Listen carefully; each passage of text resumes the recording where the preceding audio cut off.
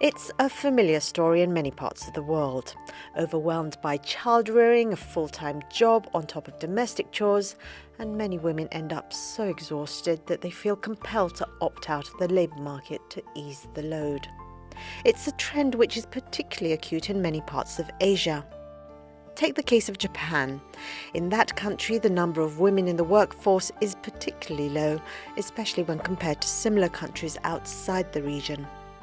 In Japan, labour participation rates for women are 24% lower than those for men, while in Korea it's nearly 22% lower.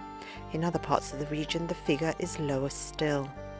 But IMF research suggests that if countries want to encourage more women to stay in the labour market, they can. Policies make a difference.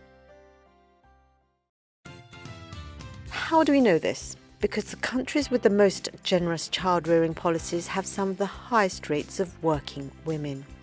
Policies such as spending on childcare, parental leave, or the removal of tax codes that penalise the income of second earners. In Sweden, for example, where there's a comprehensive parental leave system, subsidised childcare and a strict policy of shorter working hours for women, 90% of women return to the workforce after childbirth. Contrast this with Asia, where governments tend to provide fewer such benefits. In Japan and Korea, women say that child-rearing, housework and long working hours prevent them from joining the workforce. Why does it matter if more or less women work outside the home? It matters because more working women improves gender equality. But on top of this, greater female participation in the labour market helps boost and maintain growth. As many developed countries struggle with the consequences of an ageing population, they're going to have to make the best use of limited resources, and this includes their own citizens.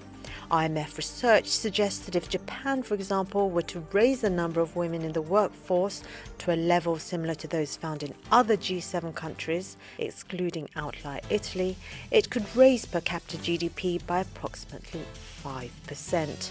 Making it easier for women to stay in the workforce would make it easier for Japan to remain a player in the global economy.